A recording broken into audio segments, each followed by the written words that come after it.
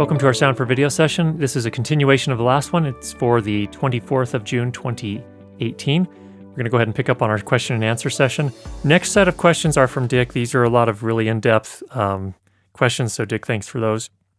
Number one, I want to use Timecode to sync as the output of the camera and the external recorder. Is it better to use a sound recorder with Timecode generator and use Tentacle Sync as device to sync to the GH5 and the GoPro, or stay and use the Final Cut Pro standard sync method by sound? What is your opinion on this? Well, if you're just using two cameras, then yeah, you could use a Tentacle Sync. The Sync GoPro, depending on which version you have, can be tricky to get timecode in. But yeah, you could do that. If you get good scratch audio on the GH5 and the GoPro, that is to say they're not too far away and you're getting a good strong audio recording, then just using the Final Cut Pro 10 sync is going to work fine. There's one main thing you need to consider here, especially if you're doing long form video. GoPros drift quickly. And what I mean by that is that even if you use timecode, whether you use timecode or whether you use the scratch audio that's recorded by the GoPro, after about 5 minutes, it's already drifting out of sync from a camera like a GH5 or any other good camera. And I'm not saying GoPros are not good cameras, but they are very much consumer-grade cameras, and they start drifting out of sync. That is to say, even if you get them synced up to the GH5 and your audio recorder at the very start, after 5 minutes, the GoPro is out of sync by, I need to check, but in my experience, somewhere around at least a frame.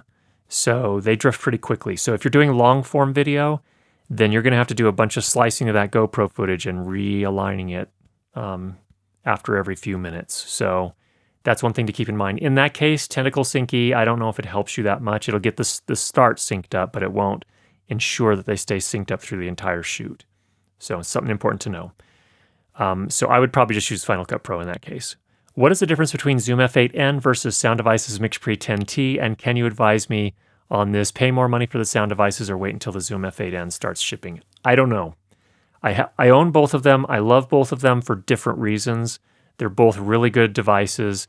I like the sound of the MixPre 10T's preamplifiers. I like its interface. I'm a little bit more comfortable with it in terms of how it works, even though it's a smaller screen.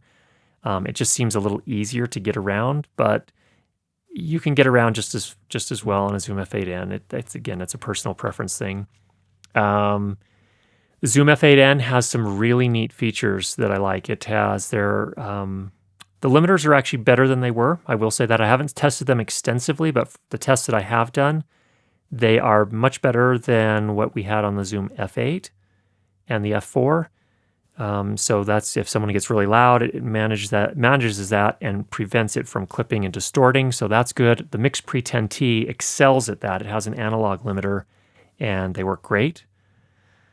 The F8N also has auto mix now, which is a nice feature. So if you're doing panel discussions or lectures or things of that nature, multi-person lectures or whatever it may be, those could be good. That could be a really good feature. And actually that, in my initial test, worked really nicely as well. So that was cool. The MixPre 10T, on the other hand, has a remix feature, which is nice. We had a previous video on that if you wanted to go look that up. So I will say this, you can get great audio with either one of those. So some people will argue one way or the other. Again, I don't know. I don't have a strong opinion one way or the other. I like them both, and I think you can get great recordings on both of them. So there's no clear answer to that from my point of view. And I don't know enough about your overall, what you're doing to be able to say, well, the MixPre might be better in your situation because of this particular thing that you're doing. So I would say that you can get great results with either one of them. Next question, I use a screen recorder, Screenflow, to see what is happening on my screen. Is it useful to also connect my Mac to a Tentacle Sync, or is that not possible? Screenflow, well, technically it's possible. There is a 3.5 millimeter microphone input on an iMac or a MacBook Pro. But my experience with Screenflow, and that's what I'm using here, I love the application, but it is not good at syncing up audio and video. So I don't know how far that's going to get you. Unfortunately, that I haven't done that test, so I don't know. But generally, my experience has been that Screenflow is awful in terms of just capturing audio and recording it in sync with the screen itself. It's or the camera. So, for example, in the past, I used a webcam to record these sessions, and I was recording audio through my audio interface, and they were out of sync at the start of the video and even farther out of sync by the end. So, I think that's a Screenflow thing. I'm not positive, but in any case, I'm afraid you're just going to have to probably manually sync that up, is your best bet. I want to invest in a wireless system. I now have one Rode system. I assume you mean RODELink. That looks something like this. Is it better to upgrade the next systems to a Sennheiser product because the time to work with this system is long, like 4 to 8 hours? Okay, so you are doing long form video, it looks like. Can I then better buy the G3 or G4 type of system? Well, actually, no, inverse. I think the Rode is probably better in that situation. You'll notice on your Rode receivers and transmitters, there's a USB, micro USB input on the side. You can actually power these with USB battery banks. The Sennheiser doesn't run, it can run 4 hours, probably on a lithium battery, but I don't think you're going to get 8 hours out of it. You're going to have to switch sometime in there. With these, if you were to hook up a USB battery bank, you could easily get 8 hours, no problem with these. So I would actually probably stay with the Rode in that particular case. Can I connect the sound devices or Zoom and also use an external recorder by ATOMOS by plugging the same HDMI cable out of the GH5? I don't know. You could probably use a splitter. What I would probably recommend instead is one of two options. Number one, go out of the sound devices or Zoom into your camera, and then your camera will send an HDMI signal out with the picture and the audio already in sync. That's option one. Option number two is take the audio out of the sound devices or Zoom directly into the ATOMOS recorder. I know the line inputs and the preamplifiers on the ATOMOS Sumo are very good. I have not tested the inputs on I've tested the old Shogun, the original Shogun, but I haven't tested the new Shogun Inferno or the Ninja Inferno or any of those.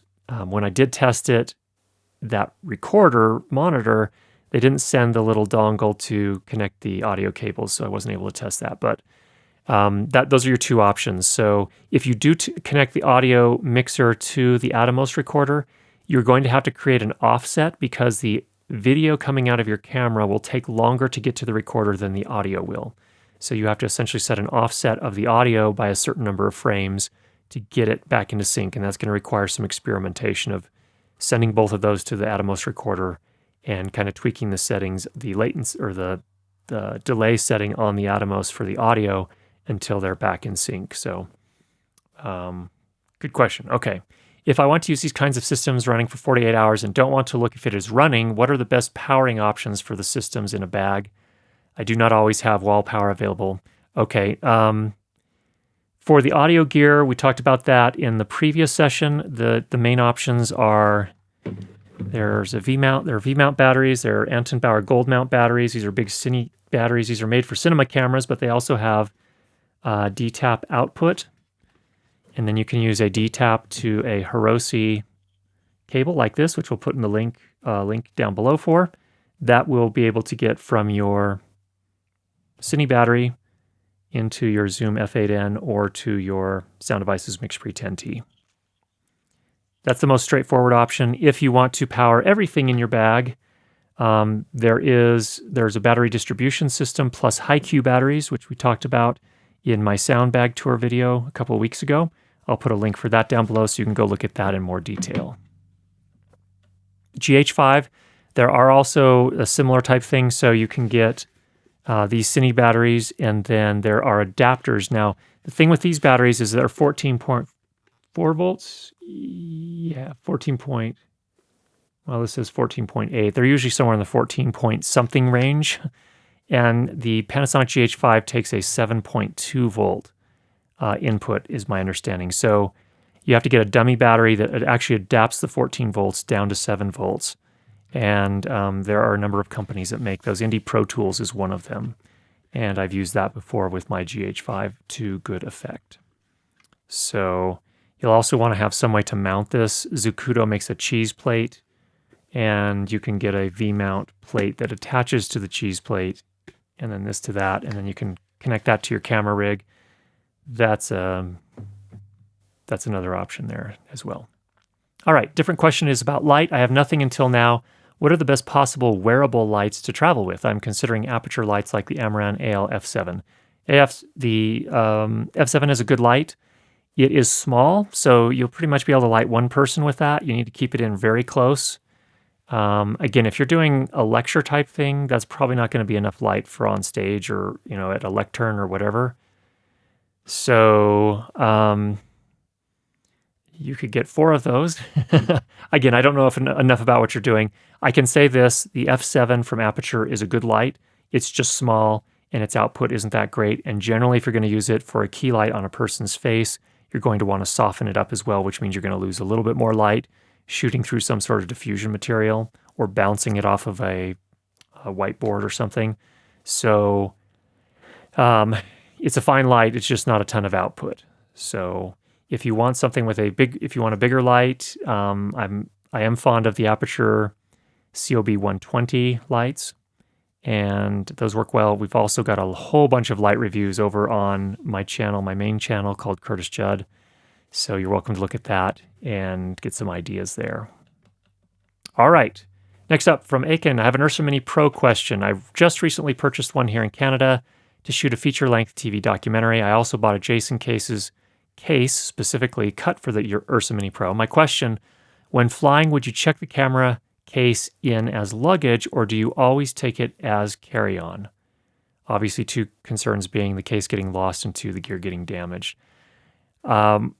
Absolutely, positively, I always take my camera and my audio mixer and my lenses and my microphones on board. Also, I know certainly in the United States, and I assume in most other places, at this point, lithium-ion batteries also have to be brought. They have to be carried on. They cannot be checked because of the danger of them incinerating or catching fire in the hold of the aircraft.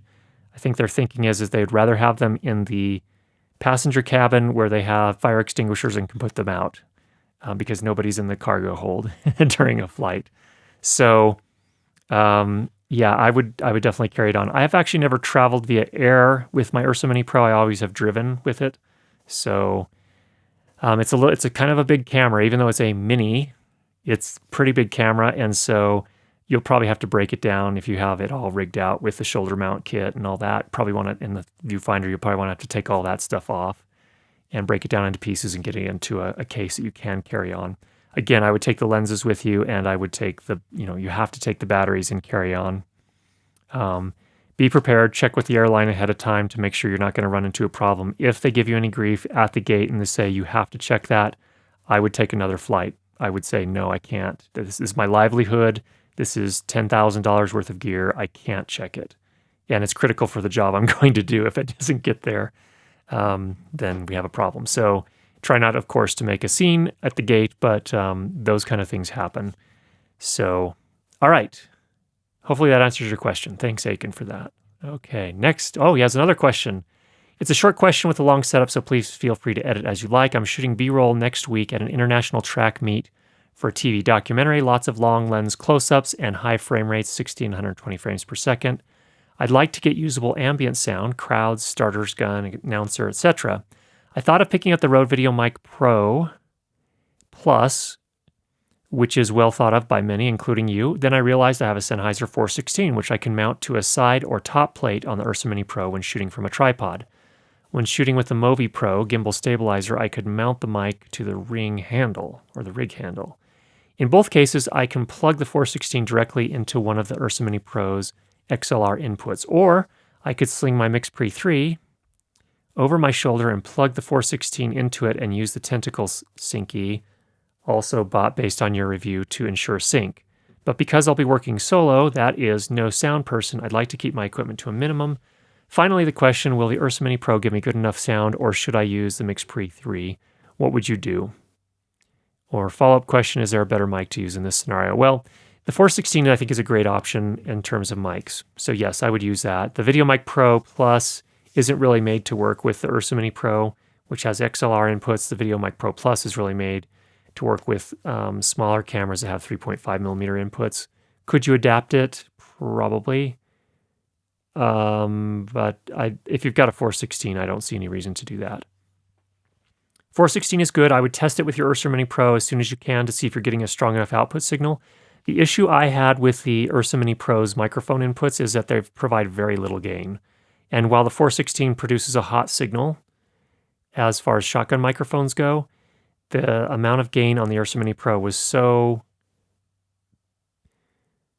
I love the camera, so don't take this the wrong way, but it was pretty pitiful. It really wasn't something that I felt like we could use for anything other than scratch audio. So the way I use the Ursa Mini Pro, in this case, for example, I'm running my microphone here, Electro Voice RE20, into my Sound Devices Mix Pre 633 in this case, and then sending the AES digital signal out from the 633 into the Ursa Mini Pro. So I'm bypassing the microphone preamplifiers and the line level input, and I'm just sending it a digital signal directly into the camera, which the camera is then recording to the video file. So, yeah, just test the 416 beforehand to see if you're getting enough gain. If not, you're probably going to want to use the Mix Pre 3. That's going to be an unwieldy situation, though, because the Mix Pre 3 has an unbalanced output. Which should work. Actually, that'll work fine. You'll just need to get the right adapter to get it into the Ursa Mini Pro. You'll be going in roughly line level. You're going to have to experiment with that. I would do tests to get all this set up beforehand. But you may be okay. Depends on, just go ahead and test it and see what you're comfortable with. That's my best advice there. Good luck on the shoot. That sounds like a lot of fun. And no, I don't think there's a better mic to use. 416 should be great. All right, next up from Mike, if it fits into your session this week, I'd be interested to hear how you do your audio workflow in a digital audio workstation, or DAW, as opposed to using a series of destructive edits in RX or Audacity, which is what I typically show in my educational pieces. Specifically, how do you control the order of effects, such as ensuring that the compression happens before the volume normalization? Okay. So here we have Adobe Audition in multi-track mode. So this is a digital audio workstation. And the order of operations, from my understanding, works like this. Number one, if you apply an effect to a clip, which is different from a track effect, it's only to an individual clip within a track, you're using the effects rack right here. It is applied in the order that they're placed in the effects rack here. So the first one is applied first, then the second one, then the third one, so on and so forth. After that, then the track effects are applied. So 1 through however many you can put on here. I think it's something like 10 or 16. So 1 through 16 there. And then the effects on the master bus, or whatever bus you send each of the tracks to, is then applied. So what that means in practical terms is that for compression, I would put that on the track and or the clip, probably the track in most cases. And then I would use the mixer here and the master bus to apply additional gain to do your normalization. Probably. Depends. If you have to do a ton of normalization, like if you need an additional 20 decibels of gain for some reason, that's not going to work here. You're maxed out at 15. But that's generally how they're applied. Here's how I do things. So if I'm doing a multi-track mix, what I'm really focused on, when I'm doing this mix here, I'm not trying to hit a loudness target. I'm just trying to get everything to sound good together and sound coherent together. And then as a last step, I bounce the entire mix out, and then I do my loudness normalization from there. So that's typically how I do it, because I find doing loudness normalization as the final step in the process, which is where it should be, to do that in a digital audio workstation in a non-destructive workflow is not the fastest way to do it, because you have to play through the entire piece and have a real-time loudness meter checking the audio through that whole thing to measure the integrated or full piece's loudness. That's just not a very efficient way to work if you're doing anything longer than a couple of minutes. So usually that's what I do is I'll do the whole mix in here, bounce it out to a new mix, which is a single file with a left and right stereo usually, and then bring that into in my case, I will take it into iZotope or into Audition and then loudness normalize it from there. So hopefully that helps, Mike. That's a very good question. It sounds like you're trying to stay in the DAW and not do destructive edits. I think destructive is a bad word. I mean, it's a good word because it does effectively describe what you're doing to some extent, but it kind of overstates it in some, whenever someone hears the word destructive, like, oh my gosh, I don't want to do that. What I do as a workflow matter is I have an original copy of all of the audio clips, then I make a copy of that folder, and that copy folder is the one that I do all of my mixing from. So if anything goes really horribly wrong, I can always go back and make a copy from one of the original clips and bring that in and fix whatever mistake I made. So, I don't know. Everyone feels differently about it. You have to do what works for you, but I don't like that word destructive. I like to think of it as online versus, real time versus offline edits. So, and the reason I do that in all my educational videos is it helps to be able to see what's happening to the waveform in that waveform view in Audition or in RX. So that doesn't mean I always work that way. Certainly when I'm mixing multi-track, I don't work that way. I work in Audition's multi-track setup here. And then I do that mix at the end, and then I do my loudness normalization. So, all right. Hopefully that answers your question. Next up from Charles. Is there such a thing as an acceptable amount of timecode drift? I did a quick test with a few different generators, and there was a 1 frame difference after a couple of hours. Surely that wouldn't really have any noticeable impact on dialogue sync, would it? It can. Some people who are very attuned to that will start to notice it. Now, I would actually ask a question. Was it actually a full frame difference, or was it a part of a frame that it was off?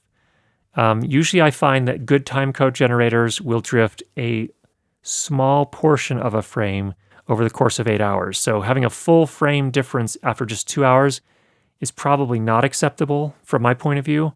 But I suspect that it wasn't actually a full frame difference. It was probably a portion of a frame. If you get an app, maybe something like, let's see, I wonder if Wave Agent would do it, which is a free app from Sound Devices. You can download it from the Sound Devices website. I know the Tentacle Sync Studio app actually will show you the exact number of samples, and it will show you the timecode stamps, and you can actually compare them there. Or if you were testing it in a mixer like the Sound Devices 633, the numbers will look off sometimes, but that doesn't mean it's a full frame off. That means it's usually a portion of a frame off. So you have to check it really carefully with the actual metadata stamped to the files to test it. So I would say after a couple of hours, a full frame off is not acceptable. I suspect you actually have just a portion of a frame, and usually my expectation would be after 8 hours, they still would be within a frame. They might be a portion of a frame off, but not an entire frame off. So if they're more than a frame off, then that's probably not the best timecode generator out there. So I would not consider that acceptable. So, all right, that is the questions that we have for this week. I hope those were helpful for you. Get out there and make some great sound, and we'll talk to you again soon.